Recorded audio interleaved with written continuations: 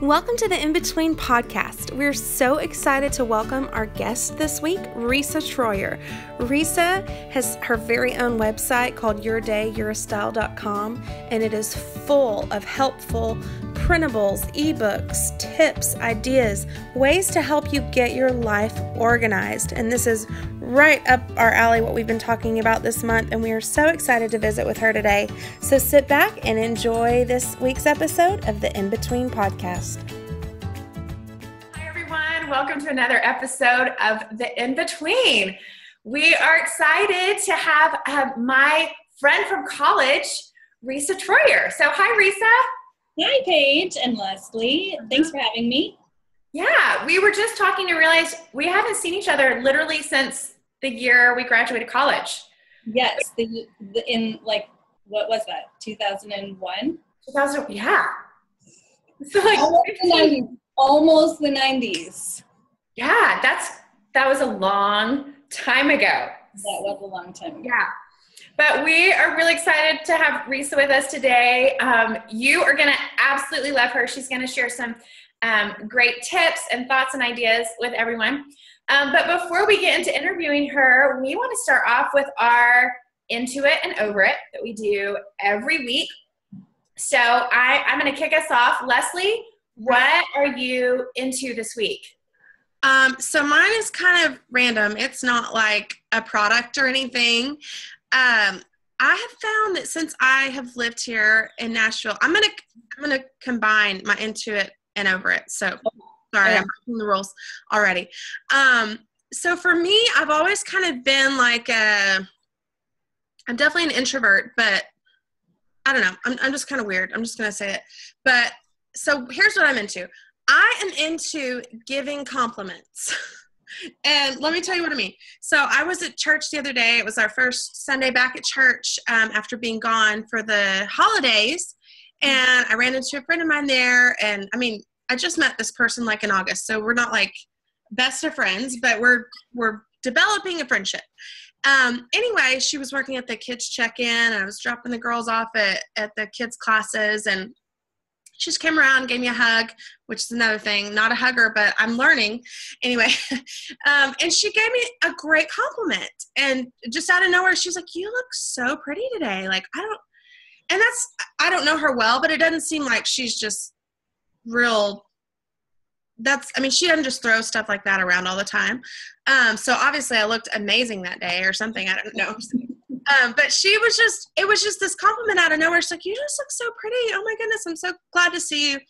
But something about that stuck with me. And I realized I am horrible at giving people compliments. Like, I just assume they know they're great, whatever. But it kind of brightened my day and made me feel really good. And I was like, why don't I give more compliments? Like, I think just people in general, some people are maybe more good at it than others. I'm not, but it made me want to work on it. So I'm super into giving compliments, not fake things, but real genuine. Like, if you see something in somebody, just point it out because it might make their day. And then what I'm over is not hugging. I know this will be a shock to some of you who know me, but like, it's a shock. I know.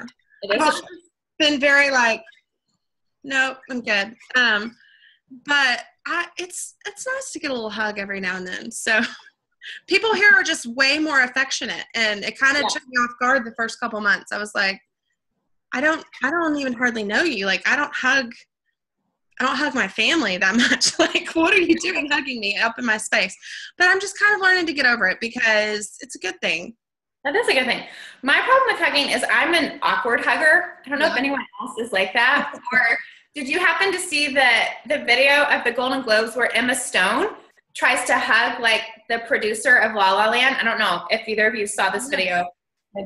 We may need to put it in our show notes. But like, he won, like, I don't even know, maybe best, I don't know what the word was. So he's getting up and he's like hugging his wife, but simultaneously Emma Stone goes, and then she's like, "Oh my gosh, I'm so sorry." And when I saw it, I thought, that is me. Like, I'm always like, I don't know what to do. So are you a hugger? I guess I'm a hugger. I came from a big Italian family, so they are kissers and even mouth kissers. Oh, I can't do that. Didn't bother me when I was like 6, but you know, once you're a teenager, like your uncle kissing you, that's kind of weird. So, yeah. Wow. Wow. I was trying to go for the cheek kiss with the family, but yeah, we're huggers. Side hugs mostly. I have a kid who is a really awkward hugger also. He leans with his head. So if I can demonstrate, he like goes in like this, which at his height, which is almost mine, you know, he's kind of like coming in right here. Right. So we're practicing to go in with the shoulders into the front hug. Yes. Trying to teach the proper hugging etiquette to a 13-year-old is really amusing, to say the least. I'm surprised that Nashville is more huggy than Texas. I'm not a Texan, but I would just think Texas is like big family. Mm-hmm. But I guess people in Tennessee are like 10 times friendlier than Texans, which shocked me because Texans are really friendly. I'm telling you. I mean, everybody you meet here, they're so kind and friendly and warm. And so maybe it's just a cultural thing here. Yeah. It really surprised me. We're like, I didn't think it could get more so than Texas, but it really is. So it's kind of crazy. That is crazy. Okay, Resa, what are you into? Are you into anything right now? Okay, I researched what to answer. No, I'm just kidding. Okay, what I'm into, we just finished Man in the High Castle. Oh. The Man in the High Castle, it's on Amazon Prime and Video, and it is so interesting. And now there's a book. I want to read the book. Uh-huh. I didn't feel like I needed to take a shower after I watched it, which... What is it about? What is the Man in the High Castle about? So that's a good question because I'm still wrapping my head around it. It's like an alternate future if Nazi Germany would have won the war. Oh. So basically, the United States is now German. Mm-hmm. Most of it's German, and the Pacific coast is Japanese. Japanese territory and a German territory. I don't want to say it's sci-fi because I do not like sci-fi. There's enough like history, and they actually are hitting like some real historic moments, but it's got a little bit of futuristic, obviously because it didn't happen, but there's a little time travel that I haven't been able to wrap my head around, but very intriguing. There's action, there's adventure, there's mystery. My husband and I like to find a series that we can watch together. So that was we had a couple that have just left us feeling like, you know, we can't watch this. Or we dropped a few that we started out okay with and didn't make it through. But this one, I mean, it's not for kids. And there's definitely language if you're going to watch it. There's definitely language, but there wasn't any. Yeah. Other things. Anything. So right. But I'm like trying to remember. I don't think so, unless I blacked it out. But no, I think it was pretty good. The story is really interesting. So that's what I'm into. Well, we just finished it, so now I have to like wait a whole nother year. I hate that. Oh, I know. That is always frustrating when you have to wait. So okay, well, I'll have to check it out. I am into now. I haven't like read a lot of this, but I've heard like there's a new like trend of learning about like Danish living right now. Like have you heard that kind of stuff? Last night I Googled it. Okay, like Hygie or something like that? Yeah. I'm saying it wrong.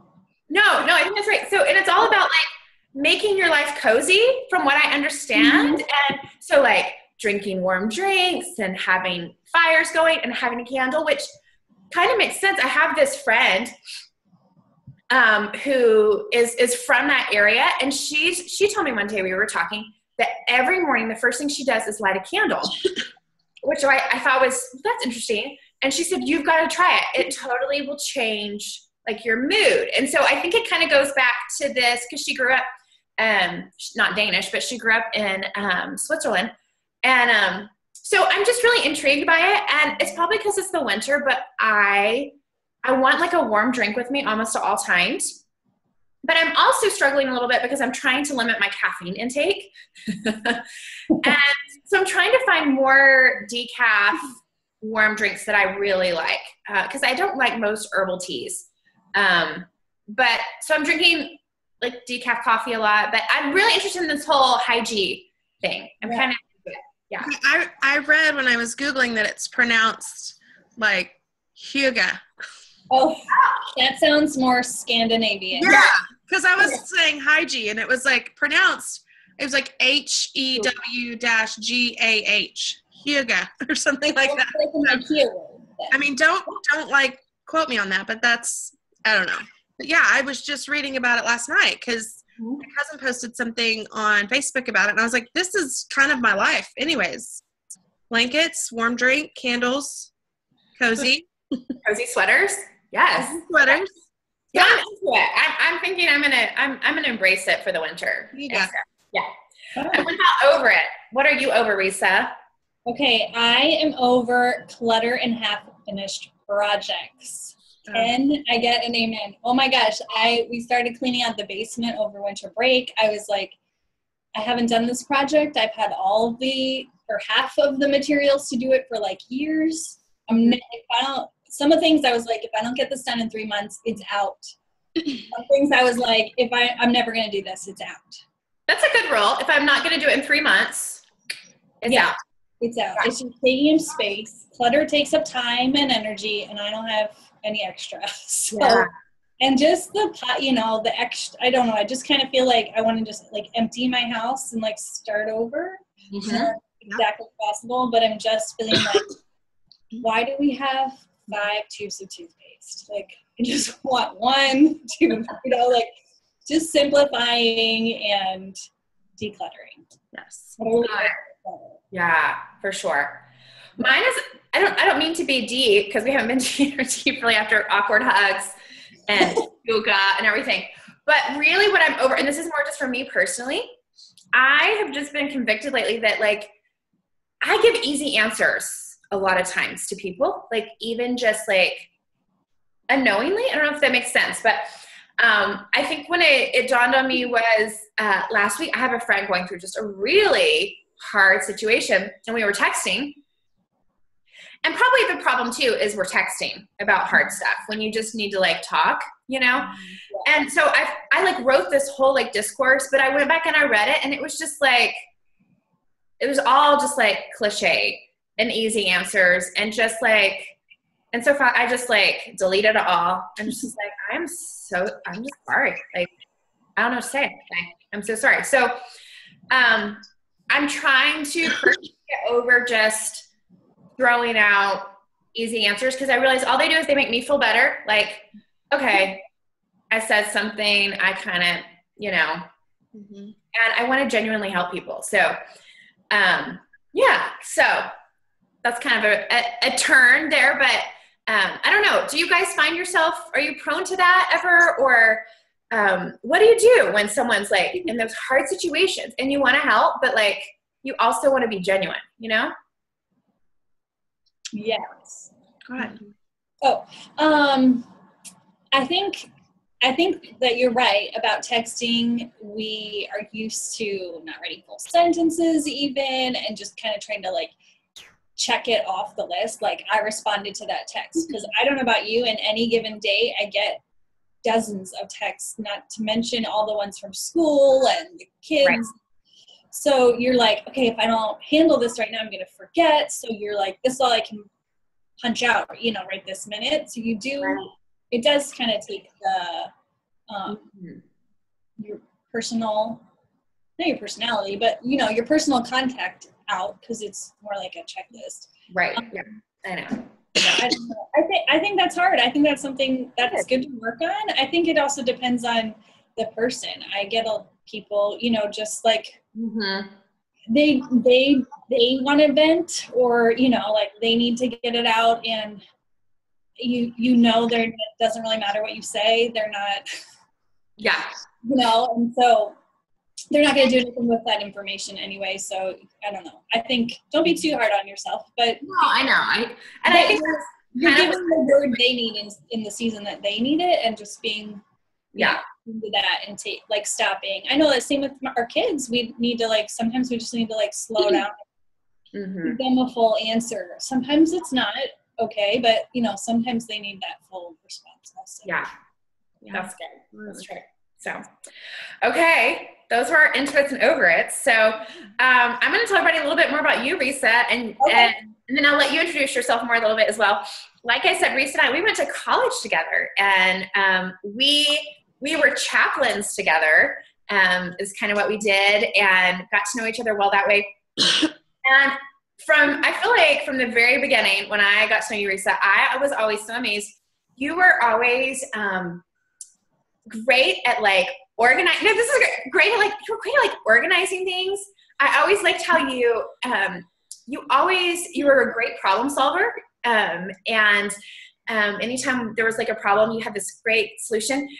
You were super crafty, like in a good way. Like, hey, you know what? Like, look at what I made. And it was like, oh, you didn't go buy that at a store? Like, I'm crafty, but it looks crafty. And I would go into Resa's room to talk to her, and she had like created this thing. And so Resa now, she has some pictures because I can't even think about what that might have been. I'm curious. I will think of some stuff. So, okay.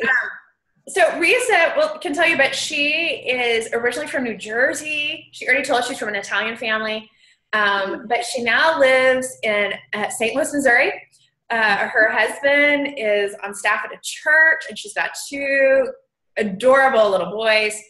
And she is an entrepreneur. She has had her own company. She still has a website and blog, Instagram, Etsy store called Your Day, Your Style. And we were talking about the month of January. We really want to focus a little bit on helping to make life a little bit more doable, if that makes sense, And I immediately thought, we need to talk to Resa. So tell me a little bit, tell us a little bit about what your life looks like, and a little bit about kind of the season of life you're in right now. Okay. Well, first, thanks again for having me. And I love that that's something you're focusing on in January, making life more doable. That's my goal with Your Day, Your Style, is to simplify the everyday stuff so that you have time to spend on the stuff you really want to spend your time on. Yeah. It just like breaks my heart. And because I've struggled with it, when you're spending like all week getting laundry done and you've missed out on all the fun things that you could be doing. So anyway, we'll talk about that in a minute. But so yes, we're in St. Louis. My husband is from Michigan. I'm from New Jersey. So we moved here because we felt called to support this church that we go to and I've worked for, he still works for. So we don't have any immediate family here, which at first was really hard. And now we've been here for almost 15 years. So we've gotten used to it. We raised our boys here. They're 10 and 13.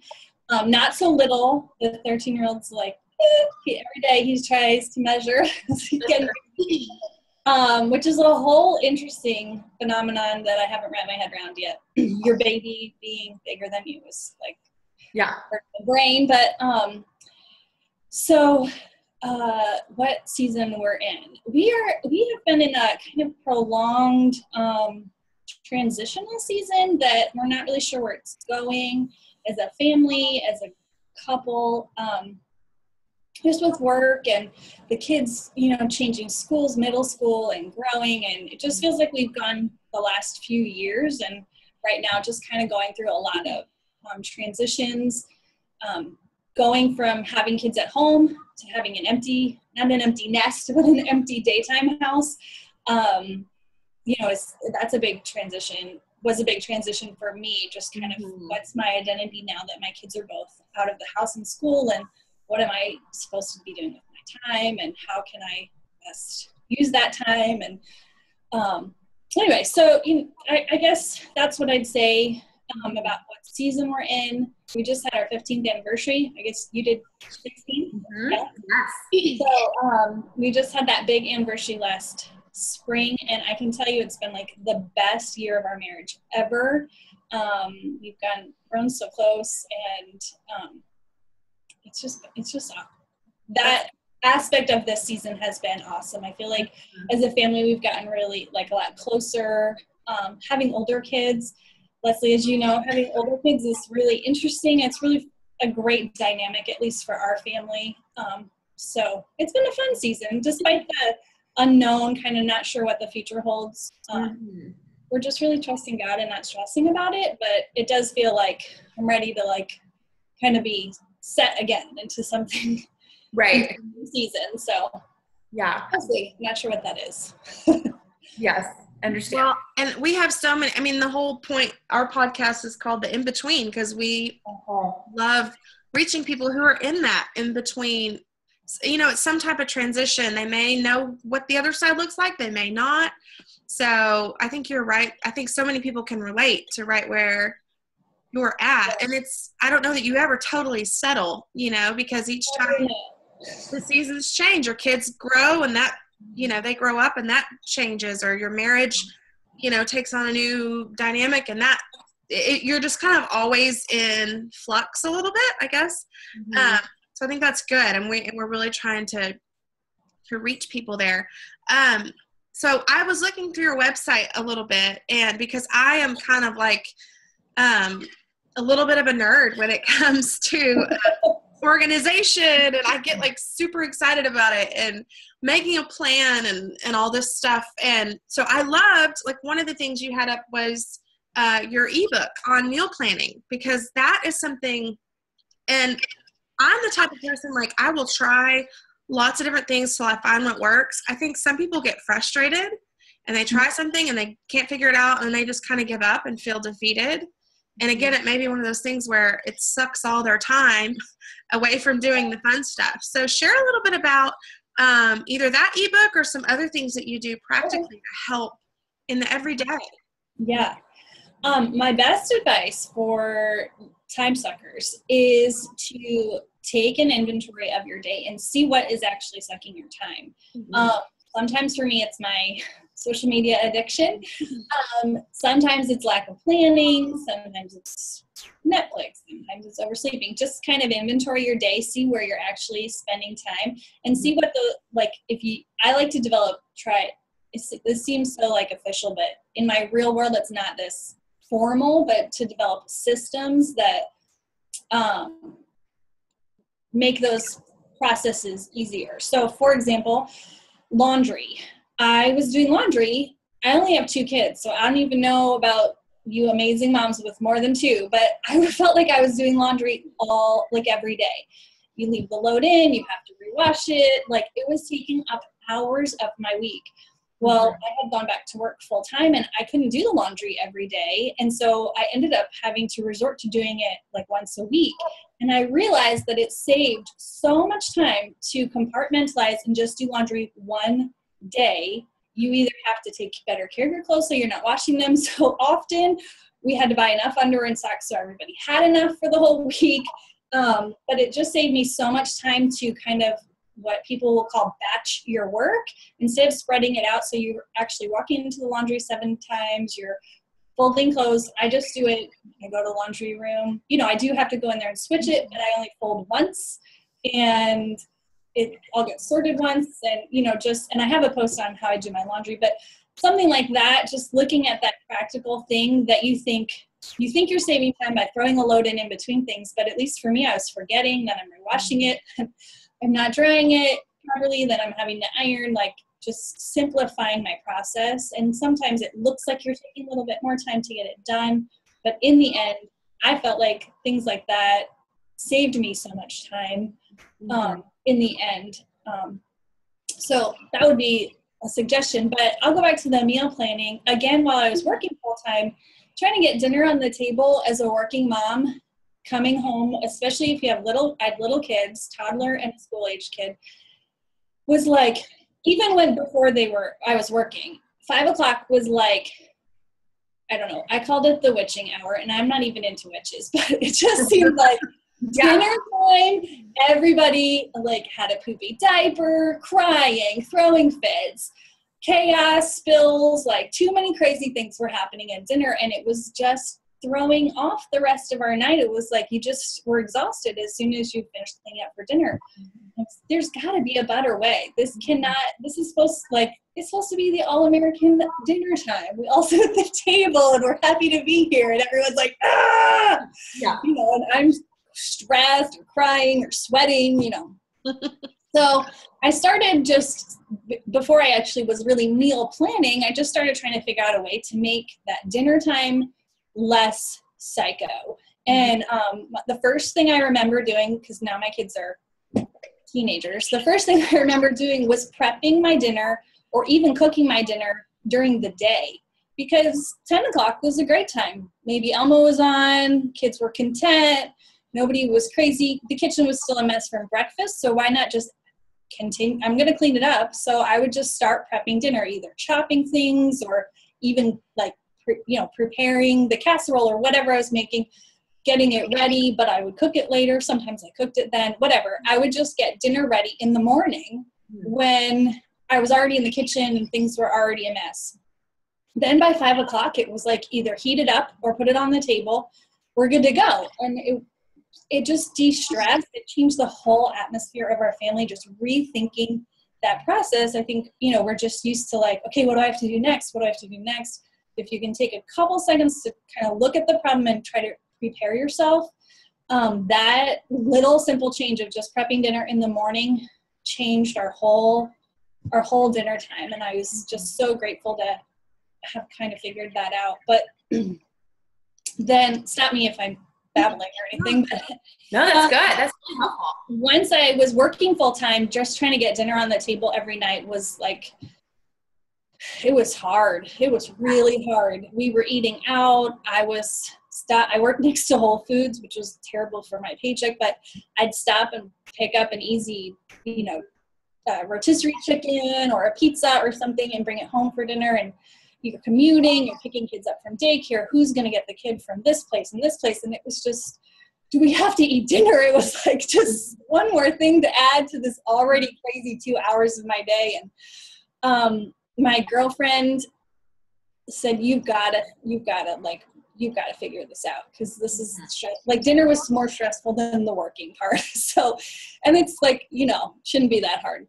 So I actually started with, she gave me a grocery list that she had made in Excel, which I do have on my site that I've kind of reworked with her permission and just for my own use and to share with you. But it's a really easy way to, without even having a meal plan, to make sure you're buying the things you need for your week. And it has all the items, and you can make your own.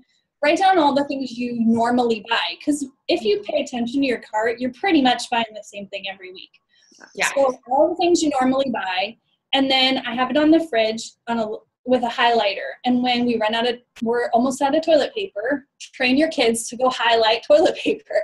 When you run out of ketchup, highlight ketchup. And so as you need things, or you think of something you need, you can mark it down. And that kind of takes that stress off of that grocery list making time, if you even make a list.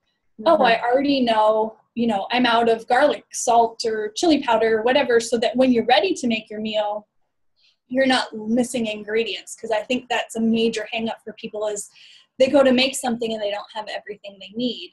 Right. And you don't think, those things you don't use all the time, you don't think about writing them down necessarily. You need milk, you need eggs, or yogurt, or whatever your normals are, but those extra things will be the ones that trip you up. So having that grocery list, and I just print out like 20 at a time, and I keep them on the fridge. And I recommend getting 2 highlighters, because if your kids are like mine, they'll start highlighting things they want you to buy. And then you'll go to make your list and you're like, I didn't know we needed ice pumps.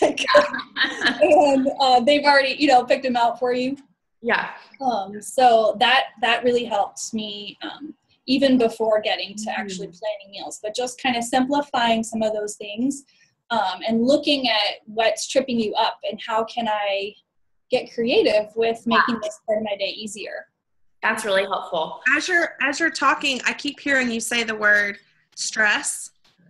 And I so remember when you were talking about laundry, I think like the first 6 or 7 years of my marriage, laundry probably stressed me out more than anything. And it would like ruin my day. And it was that same thing. It was like I had no system. I went from single to I could do my laundry maybe once every 3 weeks. Like I bought that many extra underwear because I hated doing it. We did in the dorms too. Yeah. To married with a 4-year-old overnight. And it was like, what just happened? And my husband would work and then come home and take a shower and put on new clothes. So it was like, he was wearing 2 things a day. The toddler was wearing, I mean, she's just changing clothes to change clothes. And I would like cry about it, like talk about stress, you know, and I think we all had those different things. And it wasn't until probably just a couple years ago, I came up with this system that found similar to yours. I mean, like I realized I have to do this all in one day because I would drag it out. I hated it. I despised it. I would pretend it wasn't there. And I was like, this isn't going away. But I let it steal so much of my time and stress me out. And so I think little systems like this are so important because they create stress. They create you know, anxiety almost where it just ruins your day. And that 5 o'clock hour shouldn't ruin your day, or that load of laundry should not steal your joy. So I love all of your tips because yeah. I was looking at your Instagram just a couple of weeks ago, and I loved this tip. You had a picture of your linen closet. And by the way, do you know how to fold the fitted sheet? Because it looked like you did, and I was really impressed. I still don't. My grandmother taught me how to make a bed and fold the sheets, so she's pretty old school on that stuff. Okay, I wish I did. But the point of your Instagram post was you said one of your best tips, and I loved this because was so helpful for me, is when there's little tiny projects that you just don't want to do, you set a 5-minute timer. Mm-hmm. And I just thought, oh my gosh, yes, because my problem is I just ignore. I have little piles and issues that are hidden away.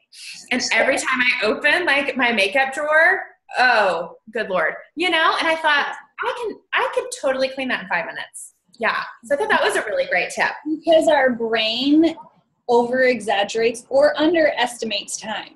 At least mine does. Like, even just getting ready for today, I was like, oh, I've got an hour and a half. And then I'm like, like frantically moving so fast. I haven't mastered time management, but I will not clean the bathroom because it's like, in my head, it's like, oh, it's going to take all day to clean that bathroom. So I don't have time for that. But in reality, if you time yourself on some of these tasks when you do them, it doesn't take all day to clean the bathroom. I can get my bathroom, as long as I have not neglected it for 2 months, which has happened. I can get it clean in like 15 minutes. It's not 1,000 square feet. It's like 25 square feet. And it's not that hard to do. So, but we, the things we don't want to do, we just pile of those excuses on them. It's going to take too long. But if we just set a timer and say, or you get what's not procrastinate. I'll like start cleaning and I'll get distracted and like, oh, and then I'm going to do this. And then and I just keep going. Instead, it's like, if I have to go to my office and it's a mess, I give myself 10 minutes to straighten up as much as I can get done in 10 minutes. And then I have to get to work. Because otherwise I don't get to work. I just keep going and I don't ever get it done. It's also a great idea to do with kids because they get so overwhelmed with, go clean your room or go read or whatever you tell them to do feels huge to them. Okay, if you have 5 minutes, go see how much you can get done in 5 minutes. Not go clean your room in 5 minutes. Go see how much you can get done in 5 minutes, and then they'll be surprised how much they can do. Or, just go read for 5 if they don't want to read or they don't want to do homework. Just give them like these little accomplishable goals we have to do for ourselves. We can do that for our kids too and help them. Yeah, that's awesome. So those mental blocks, I think we get. I loved the picture you had on your Instagram, just right after the first of the year, but it was kind of like your cluttered corner. You said something about like, okay, this is the spot, who has one of these spots? So what advice would you give to someone who maybe doesn't just have a spot? Maybe they feel like there's total disarray everywhere. every corner, like the laundry's out of control, the meal planning's out of control, the clutter's out. I mean, those people that are feeling stressed and overwhelmed, like what's a good place to start? What would you recommend? Okay, start with the thing that's stealing the most joy from you. If the messy closet, I mean, you look at it and you're like, it bothers me, but I'm not thinking about it all day. Don't start there. Don't start there. Start with the thing that's really wrecking you the most. Yeah.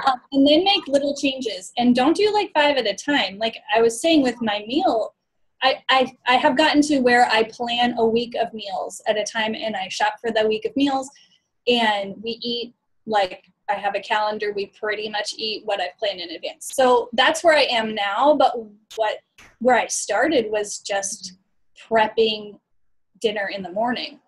Yeah. And that might have meant I had to go to the store to get something because I wasn't prepared. But, start small. If it's clutter, start with just getting rid of trash or getting rid of things that don't belong in your home. Just, start little. You don't have to do a 1-room makeover. Just start with one pile at a time. Give yourself a timer. Give yourself small goals that are accomplishable.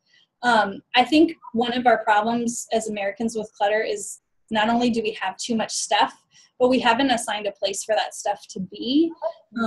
And so having a place for things to go that you've prepared for it will help you cut down on that clutter. So if you need to put up a bookshelf. If you need to clear a bookshelf so you can have a place for clutter. That goes for kids too, because kids, they have a whole room of toys, but the toys don't actually have a home that works for them. Then they're not going to clean it up. It doesn't make it easy for them to succeed at putting things away. The reason the grocery store is organized is because they have an assigned spot for every item in the store. So you need to have an assigned spot to help you cut down on that clutter. But just start with the one thing that's really stealing the most of your joy, the most of your time or your mental energy, and figure out what works for you. Also, every season is different. So what worked for me when my kids were toddlers might not work for me now. Some of it doesn't work for me now. I used to be able to buy 2 weeks of groceries at a time. I can't do that anymore because my kids eat too much food and I don't have enough space to store that much food. So just be flexible with yourself too, and know like what your limits are and what your budget is. And for all those things, for, decluttering, you might need to reuse boxes instead of buying a, new system or something. But every system that is out there isn't for everyone. I don't like a planner that's spiral bound because I like to take my papers in and out. That's just a tiny example, but you need to figure out what works with your personality. If you're a stacker, you like to stack things. If you like to hide things, if you like to see things, everyone kind of has their own like way they like that works for their brain and their mind. And so you just kind of have to know yourself and then find a system or develop a system, try things. This didn't work. That's okay. Try something else. Just keep going until you figure out what's going to work for you. That's so good. Thank you, Resa. This is really great advice. As you're talking, I'm thinking to myself, okay, I know what's stealing the most joy. It is my inconsistency with meal planning. So that's what I'm personally gonna tackle more in this month. And I just think it'd be great for everyone watching or listening right now. Just stop right now and really just ask yourself that question. Like, what is the one area that's stealing the most joy? And just make a decision like, okay, like I'm just going to work on this, like little step at a time. So I think that's really helpful. So, and my ebook is free. And I talk about how I eat my meal plan. There's photographs so you can see kind of how I do it. And it might not work for you. There might be like one step of mine that works for you. But I just put it out there because it was such a struggle for our family, and it really released so much stress from my life when I started planning. And even now I'll have seasons where I kind of fall behind, and then I'm like, I got to get back on it, and seasons come and they come, and you just have to be flexible with yourself. So that's so good. Well, everyone, you need to go check out Resa's website. It's yourdayyourstyle.com. We'll have a link to it in our show notes. And I just want to say thanks. First of all, it's good to see you again after 15 years. Yeah, thanks for having me. Yeah. So, and you really should try to go follow Resa on Instagram, because even just like what Leslie and I said, just her encouraging posts will give you ideas, like the 5-minute timer. So be smart and follow her, and just learn from people who are doing things well. I think that's really important. So, all right. Well, then I'll just say goodbye, and we will see you next week on the In Between. Thanks so much for tuning into this week's episode. We hope you enjoyed our visit with Resa. She is so full of great ideas and wisdom, and she really does have a lot of resources available free on her website, yourdayyyourstyle.com. We'll have links to Resa's Instagram, Facebook, her website, all that good stuff in our show notes at our website, theinbetween.com. You can also connect with us this week on Facebook and Instagram. We'd love to hear from you. Let us know how you've spent some time this January getting organized. Thanks so much for tuning in, and we'll see you next week.